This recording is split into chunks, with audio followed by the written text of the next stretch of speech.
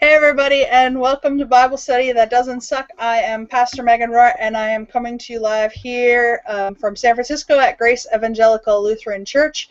We have worship every Sunday morning at 10 a.m., and this Saturday, September 20th, we're having a neighborhood block party out front on Ulloa Street between 33rd Avenue and 32nd. It's either 32nd or 34th. If you get to 34th and Ulloa, you'll be close enough.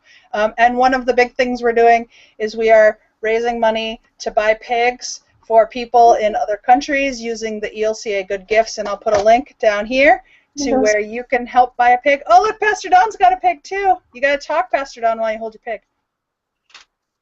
Oh, I have to talk while I hold my pig? Yeah, otherwise the video won't go to you. Oh, okay. So we also have one of these pigs in our congregation. I am at Lutheran Church of the Holy Trinity in Vallejo, California, known for the Six Flags amusement park.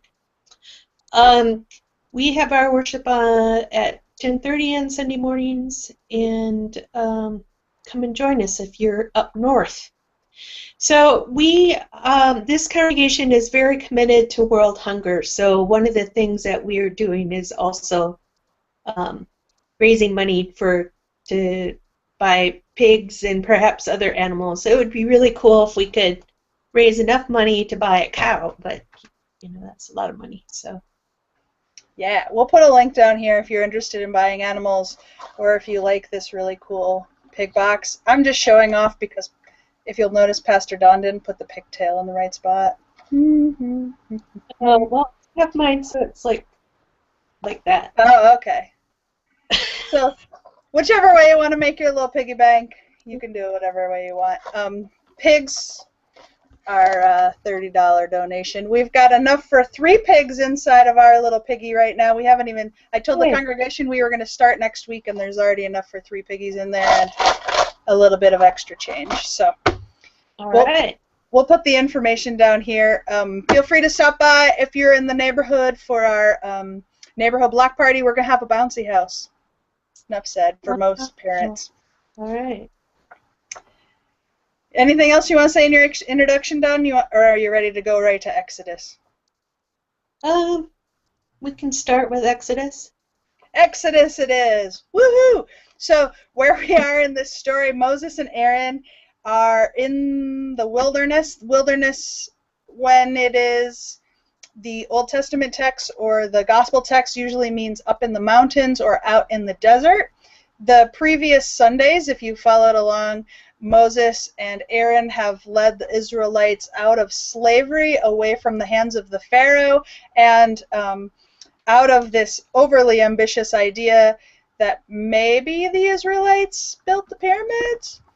Kind of cool. I like the idea that when you're telling your own history, you just put in the really cool things that have happened in the past and be like, yeah, we did that, and then we did that, and then we did that.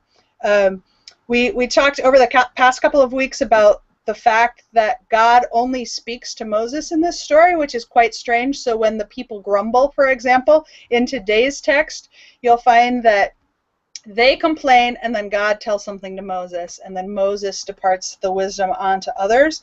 The other cool feature is that even though Moses is seen as this great, amazing leader, he never really does anything himself. So, for example, we think of Moses parting the seas, right? Because we remember it was at Charlton Heston, right? With his staff out. Well, Moses didn't have a staff in the biblical version, not in the Exodus text. It was Aaron who does all of the work. Aaron's the one who turns the staff into a snake. Aaron's the one who parts the Red Sea. Aaron's the one who gets all kinds of stuff done. And at the end of the Red Sea being parted, it's Miriam who's acting as a cantor or a worship leader who actually creates this song that she sings that celebrates the death of all of the pharaohs and the Egyptians. So it seems, if you've ever had a family where there's someone who thinks they're up to something great, but really it's all the members of the family who are kind of holding it together for that person, and you don't really tell them that they're not the one who's getting everything done. Perhaps if you have kids, maybe this is the way science projects happen, where the kids kind of help with them and then you kind of finish them and make them a little bit better. that's at least how I like to imagine this story this year. When we come to this story again, who knows what I'll think about it. But that's kind of the way that we've crafted this story. The interesting thing that's also happening in this space is this is one of my favorite things that happens in the book of Exodus, particularly if you've grown up in a society where the way you've been to church is to think that if you pray the wrong prayer, you're going to get in trouble. Or if you complain to God, God's going to be mad and is going to like no longer have you be a part of God's posse anymore. This text is awesome. Remember, God saves the Israelites, and the text says God saves them even though they've forgotten God. So this is a God who rescues even when you forget to ask for help, when you forget to keep all of God's rules, when you forget to ask for forgiveness, when you do everything wrong. This God, the God of Exodus, is one that will come and protect you. And so the Israelites at this point of the story, and throughout much of the rest of the 30 years of wandering, 40 years of wandering in the wilderness that they'll be up to, all of the faithful people are going to whine, and they're going to whine a lot. So they're going to say, we're tired, we're thirsty, are we there yet? Sound familiar? And they're going to beg for food, and then when God gives them free food that floats down, this bread from heaven, it comes down like a dew or a fog if you live in the sunset, and it gathers on the plants, and you have to collect it and kind of mush it together, and then it's bread, but if you keep it overnight, then it will get moldy and bad, so you can't take too much, you can't take too little, and then they start to complain that it doesn't taste very good, and they have to eat it every single day. Moms, anyone ever heard these complaints from kids? So all of the things that kids complain about on long trips and at the dinner table are all the things that the Israelites are going to complain about in this story. And the message here is that our God is one that wants to provide bread, that daily bread that we pray for every Sunday in church if you're having communion. And this is a God who wants to provide us with water, and a God who is maybe okay with the fact that we whine too much. What do you think, Don? Well, and I wanted to expand on that a little bit more, because it seems like these people are really, really whiny. And, part of me can't blame them. When they lived in Egypt, they had a really, really hard life, but they probably had regular meals and all of that, and now all of a sudden they don't have it, so they're trying to get used to something new. And then they're like, "What did you bring us out here so that we can starve to death?" But God is very, at this point, very patient with them, and puts up with their whining.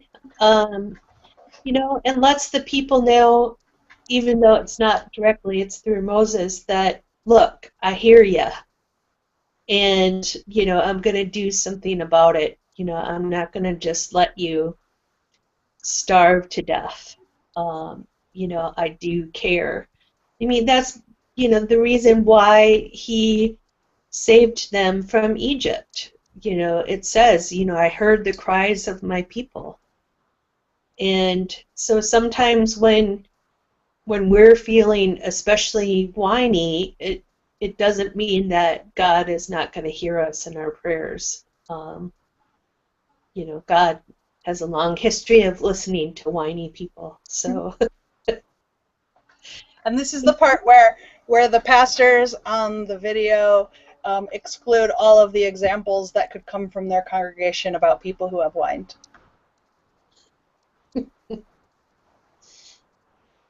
That never happens, ever, in church. Oh, people never whine in church. Well, the lovely thing about this text, I think, is that God's trying. And I think we have this sense that God is going to get everything right on the first try because God is God after all. And maybe that's true in some theologies, but in the scheme of the Old Testament, we have a God who tries everything. And when something doesn't work, God tries something else. And so there was a time when sacrifices were a way that felt really meaningful and faithful for people. And then that stopped feeling relevant and faithful and moving to people's lives. And God finds a new way to be present. God is in a burning bush. God is in the voice box of the prophets and vibrating into the world. Or God is finding ways to feed hungry people, or finding ways to spring hope in the deepest, darkest, difficult places. And I love the idea of having a God that's trying, because it would be so easy to just be pissed off when you look around and you see injustice, or you see police brutality, or you see people in power who aren't taking it seriously or doing a good job, or wondering, well, I pray for peace, why isn't it coming? Or there's all my favorite texts in the Bible are the ones that are promising justice and peace in the world, and where the heck is that at? It just takes a second looking in the newspaper to see that all of those promises aren't fulfilled yet. And it would be really easy to conclude that if God is capable of that and it doesn't exist, then maybe God doesn't exist. And I like the idea that we have a God who's trying. We have a God who sometimes we have maybe moments, maybe longer moments, that we experience that justice in the world, or we experience that love and that compassion in the world, and maybe we have longer moments of not being able to see it or not being able to pick it out.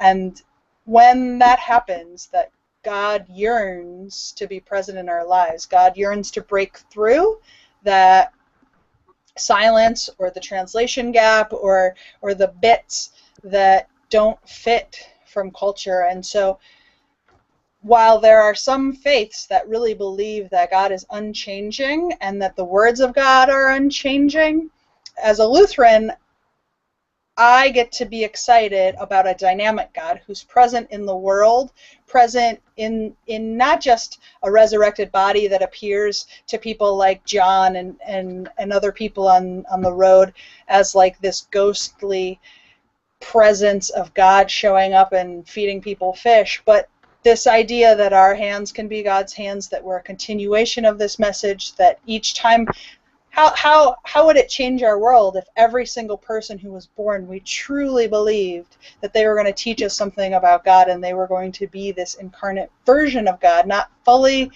God, but that bits of them were going to shine forth bits of God for us in the world, and that each person had unique bits of that God that we needed to learn about, and without that person, we couldn't learn it. I don't know, I kind of like that. I like the idea that we're all different and kooky and strange with some sort of purpose, and that if we're all a part of this image of God, that our diversity and our kookiness just helps to build this bigger picture of God's kookiness. Corinthians, the wisdom of God is wiser than the foolishness of people, and the foolishness of people is less wise than God. Whichever direction that goes. I'll put a link or something if I remember. I don't know. I like that. What do you think, Dawn?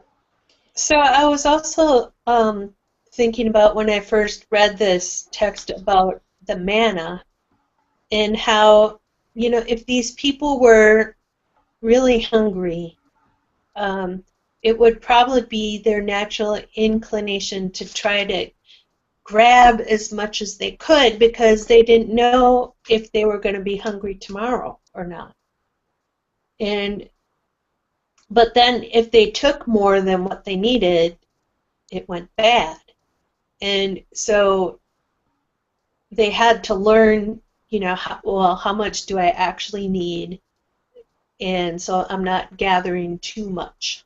And I think that's really hard, especially these days when you're told over and over again you have to have more stuff. And the more stuff you have, the more important you are.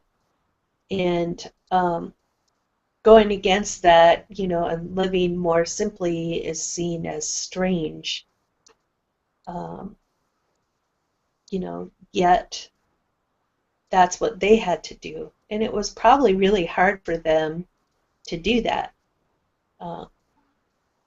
It would be hard for me to think about if I all of a sudden had to go somewhere and could only take what I really needed.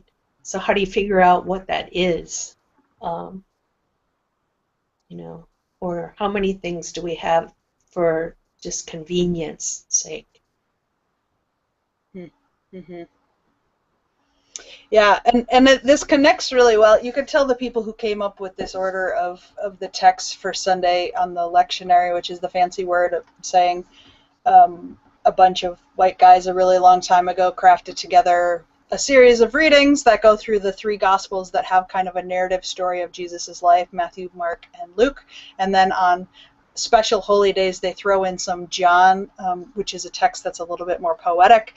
So in their crafting of which readings would happen in the Sundays that follow the lectionary text, they paired these texts that you see below together. And the Philippians text is a really interesting one and kind of connects to this idea that we are to be taken care of in our bodies by a God who loves us. And this text is one that normally would give me the heebie-jeebies a little bit, because all of the texts that talk about how we should intentionally suffer for God, I think, have a purpose. They're especially intended for people who maybe are cozy in their life and don't understand the plight of people for whom suffering is a regular day-to-day occurrence, and it's a way to talk about how when bad things happen to us, it can be something that we learn from, even if it's not something that God is particularly excited is happening to us in our life. And so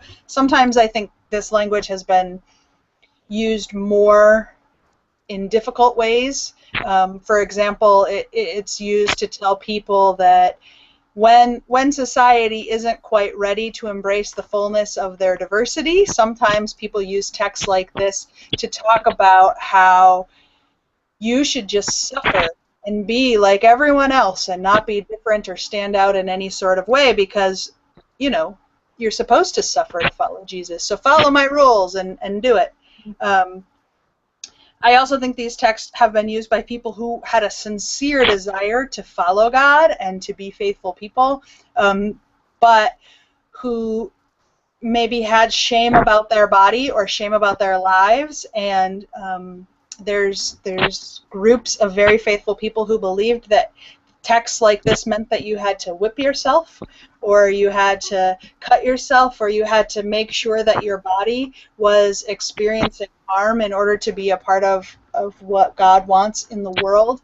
And I think particularly with the number of people who cut to try to release pain, there must be something psychologically that can be a sense of relief when your pain is brought to the surface and visible to other people. However, it's not the healthiest. So Kate Bornstein has a book called 101 Alternatives to Suicide for Freaks and Other Things. I can't remember the full title right now off the top of my head, but I'll put it down here.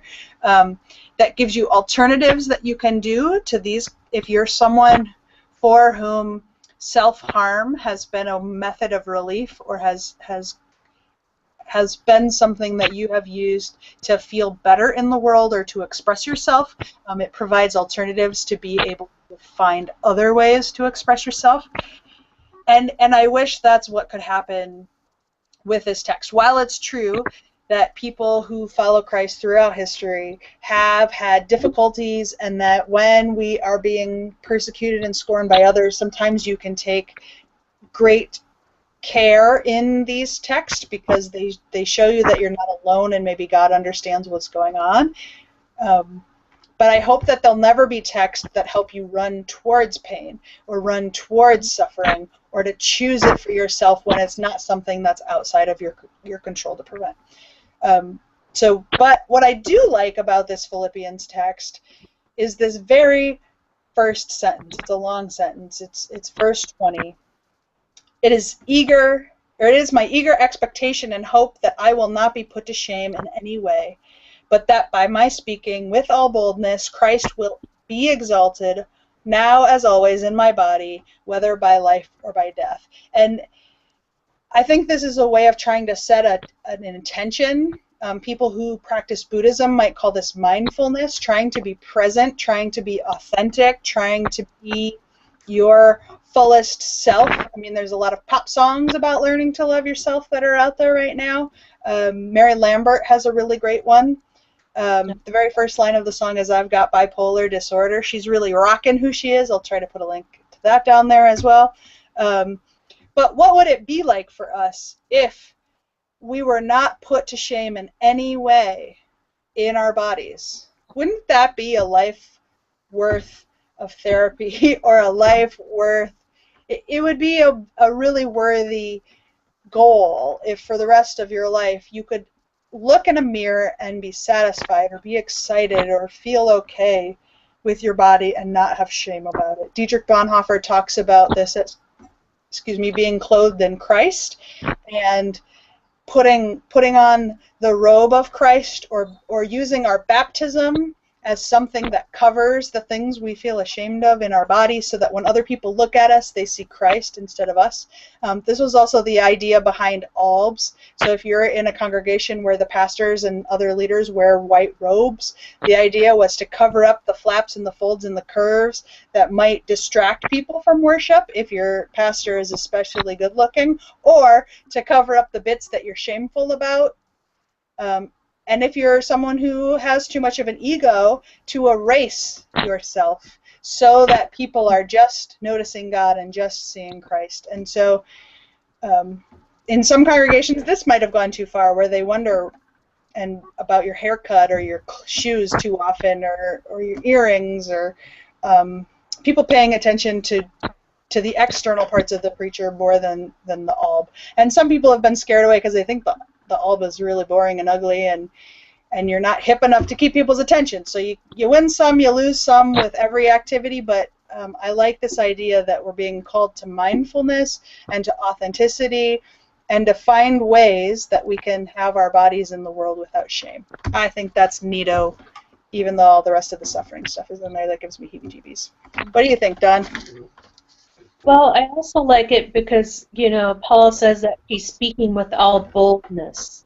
And so, I think that in some ways gives us permission to be bold, and not to shy away from what we really think or what we really feel, but just to put it out there and be bold. And there's something kind of Lutheran about this call to be bold. I'm pretty sure Martin Luther said something about that. What was that? Oh, sin boldly, right? Sin boldly and believe more boldly still. This idea that Martin certainly wouldn't have said it this way, but I have a hard time going through these Bible studies without the F word at some point, because I am imagining that I'm speaking to a younger audience than who's here normally in my sanctuary. And so I imagine the street translation of sin boldly being, fuck them if they can't take a joke, right? Meaning, be yourself. Be something that's going to draw a crowd to God. Be something that's going to be worthy of the spectacle that God deserves for how great God is. And if you're wrong, well, I guess what he's saying is, spend less time worrying about if you're wrong, and just do something. If you've been following on Twitter, if you're geeky like me, PBS is doing a 14-hour series on the Roosevelts, and it's really good. Today, Franklin Delano Roosevelt was tweeting on PBS through his quotes posthumously, and he was talking about how doing something is way better than just contemplating doing something. That he talked about being like a boat, that our job is not to be anchored to any place in the world, but to steer forward, not drifting, but steering forward and sailing towards something. And if you imagine, you can think of all those metaphors that are throughout Scripture about moving. Like this, remember we talked about how when Moses encounters the burning bush, God is a verbing God. It's a God who is known through actions in the world, through movement, and through things that change, not things that stay static.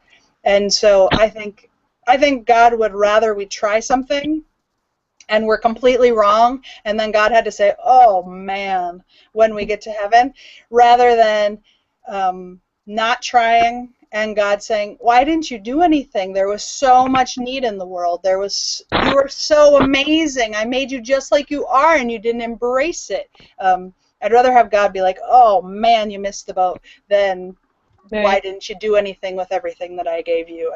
And I really think of the metaphor. There's one of my favorite metaphors that Jesus talks about is this idea of the path and following the path. And some people have maybe taken that in a really conservative way and said my way or the highway is the path. But you can think about this again in Buddhism as the way. There's a threefold way in Buddhism. In our Christian scriptures, there's this way, and the way I like to imagine it is that it's not just like a tiny little trail, like a hiking trail in the woods that God has provided for us. It's like deep rutted roads, like back when they had covered wagons and the ruts and the wheels. If you've ever been on a gravel road after it rains and it has a deep rutted section, that's what I think God is up to, that this path that we're supposed to follow is deeply rutted in tradition, it's deeply rutted in scripture text, and it's deeply rutted in God being on our side in the direction that we're headed. And it's not always easy to know what God wants you to do from day to day. Does God want me to use Q-tips? I don't know. Does God want me to eat chicken nuggets or asparagus? I don't know. So sometimes we're unclear. Not everything is really deeply rutted and easy to figure out which direction that we should head. And I think it's in those moments that we need permission to be bolder than maybe the science warrants, or bolder than other people's judgment thinks we should, and to be bolder maybe than, I don't know, whatever it takes. I think those are the moments we need a little push and a little grace to sin boldly and believe more boldly still. What do you think, Dawn? Sounds good to me. Dun da da da! Dawn. Okay, Matthew. I gotta do it. This is my news. I feel like a news anchor because I have paper in front of me. So Matthew's in the Matthew text. It's a very fun parable about the landowner and about working. And I'm sorry, Republicans, this is not a very Republican text. If you've ever heard anything that Speaker Boehner has said, or anything that people have said about welfare to work, if you've ever seen anything that anyone has said about the American dream and that if you work hard enough you can get what you deserve, this text is not for you. I'm sorry. But this text is for everyone else. And if you're any of those other people, listen to this, because it's not like I just came up with it because I'm progressive or because I'm a Democrat or any of that stuff. But so there's this idea that there is a landowner and he's calling people to come and work. There are some people who are up right away. Remember, with the manna, you had to get up at a certain time of the morning or it would disappear because the birds would take it. So really the only requirement for your free lunch from God was to get up early enough in the morning. In this Matthew text, the landowner gets up early in the morning. He calls the people who are ready. They come and work. They're doing a great job.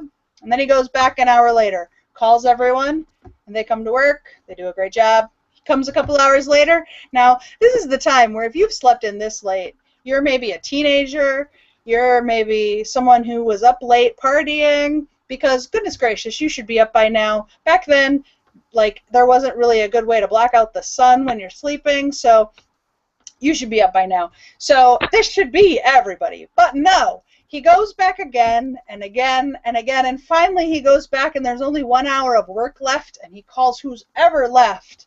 Everyone come and you can work. And then at the end of the day, pays everyone the same wages.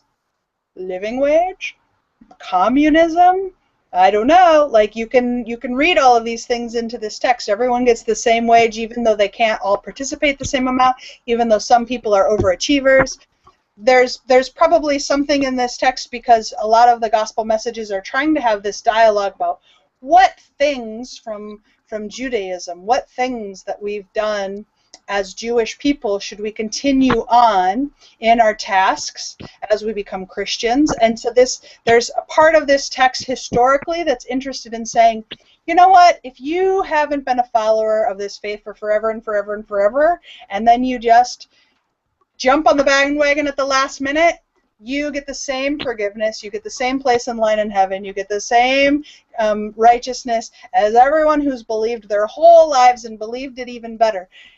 And this is such a great parable for this, because there's no way that any person would ever do this. Never in a million years would be this free with money. And one of the things that the Gospels are paying attention to is money.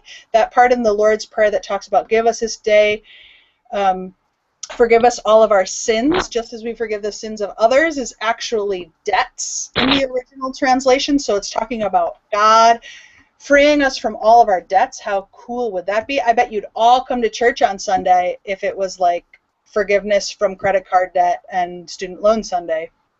You know you would. Oh, but yeah. You know, some preachers preach like that. You know, just believe in God and you'll have all the prosperity that you need. And those preachers are very wealthy. Yes.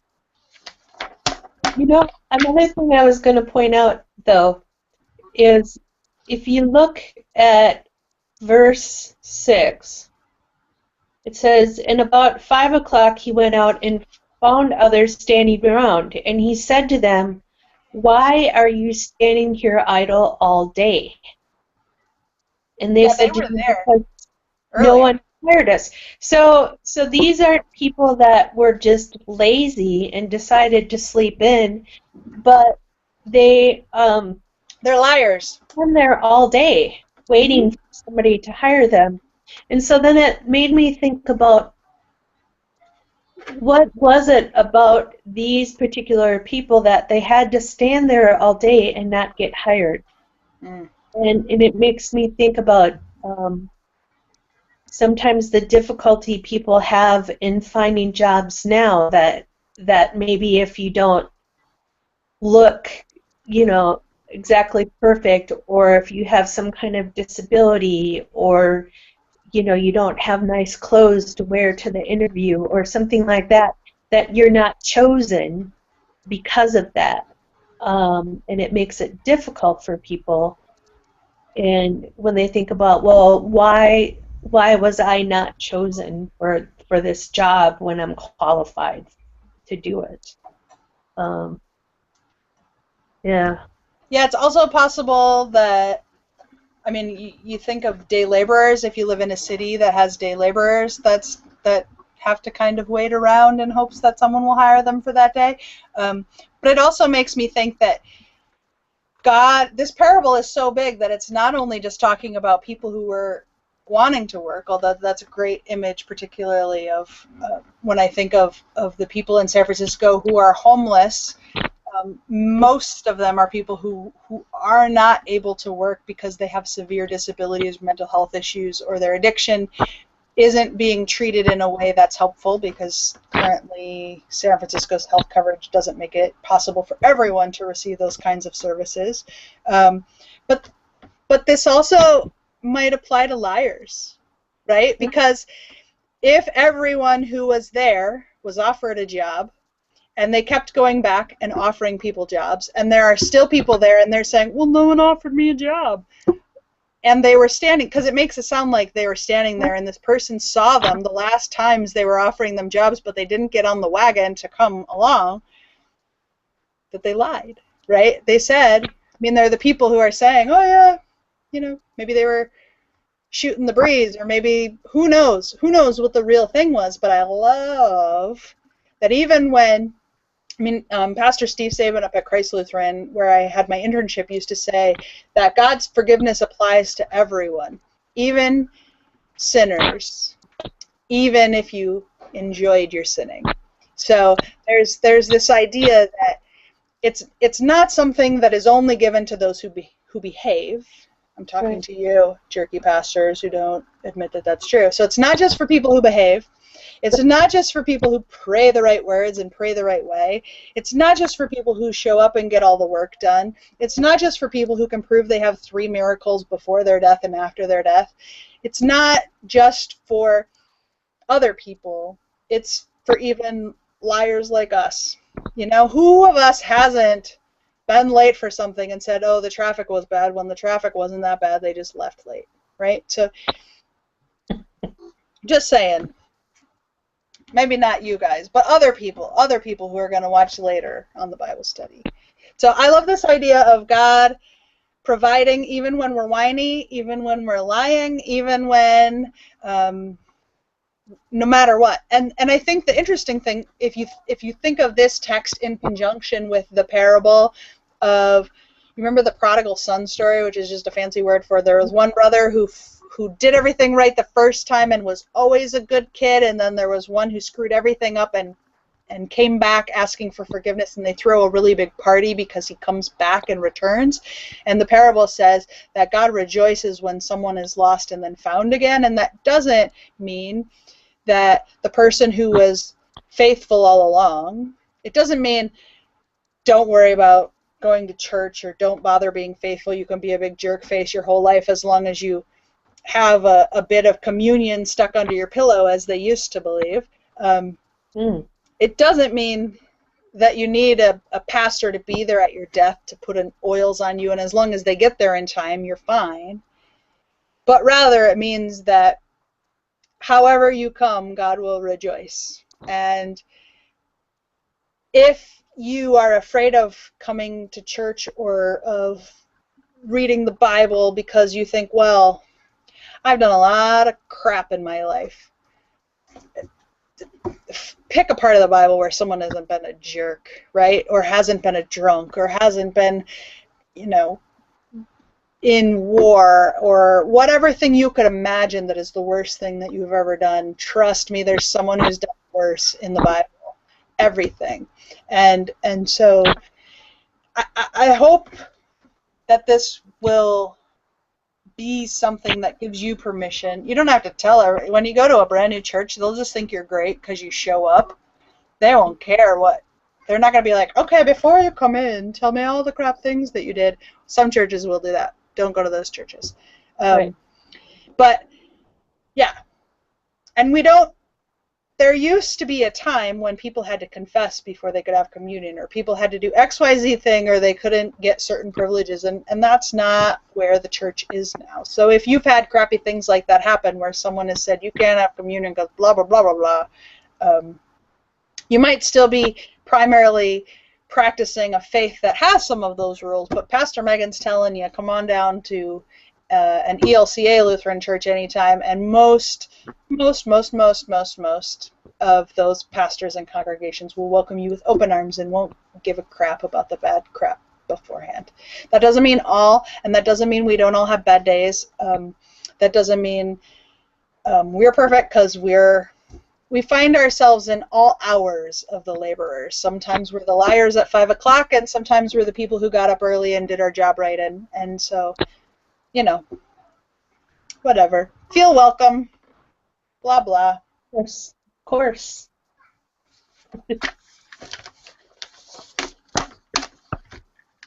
you want to try it, Dawn? It's fun. Do you have any papers? No, I don't. That's all right. It's probably not interesting to anyone who's watching this, just to me anyway. What do you think, Dawn? You got anything else to add? Well, I think you covered about most of it. One of the things I was thinking about, too, is when you were talking about forgiveness, is that God's grace doesn't work in the way that we think it should. It actually goes to everybody, even those people who we might think don't deserve it.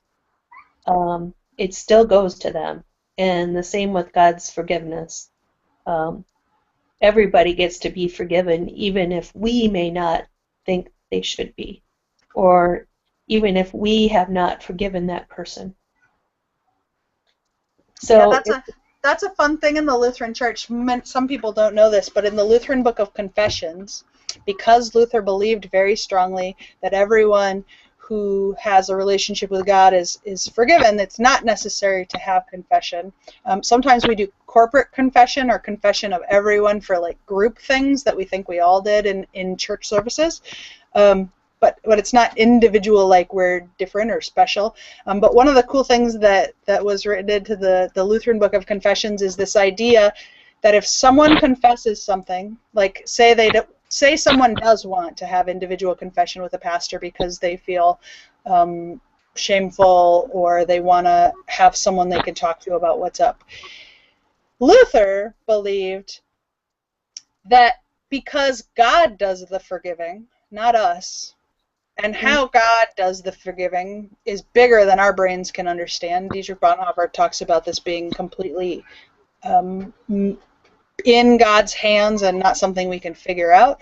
And so in the Lutheran Book of Confessions, it says that if someone confesses to a sin and the pastor doesn't think that they should be forgiven and wants to deny them forgiveness because they think they don't mean it when they're confessing, or because they think they haven't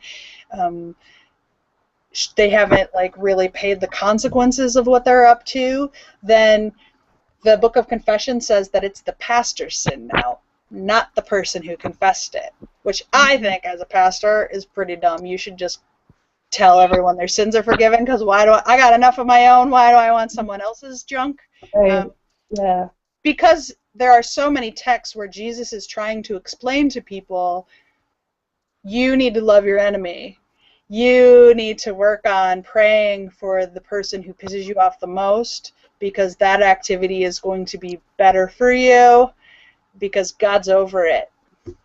And so if you're not over it, that's your issue, not this person's issue with God. And so I think if you're someone who holds grudges or doesn't understand how people can be forgiven, and frankly I think that's all of us, raise your hand if you think Hitler should be forgiven. Right? And raise your hand if you think people who leave babies in hot cars and they die should be forgiven. Like, there's so many people that we could come up with that are on our list of people that are like, I don't know about that. That's pretty unforgivable. Whatever's on your list. Know that God sees the world differently than we do. It's unimaginable. We don't know how God does it, but that's why God is God. Not because of any sort of magic show, not because the whole world is perfect, but because this God has figured out how to forgive us when we haven't figured out how to forgive each other. Yeah, that's what I think. Forgive. And if you haven't checked it out yet, I'll put the link down here again, because if Pastor Amanda was here, she would want to remind you of the Forgiveness Challenge and of Desmond Tutu's forgiveness work, because this is another Forgiveness Sunday. The end. All right. Final thoughts, Don? Exactly. Yeah. All right. Well, thank you everyone for coming to Bible Study That Doesn't Suck. Buy a pig. It's really fun. $30. Pigs. Okay. See you later, everybody.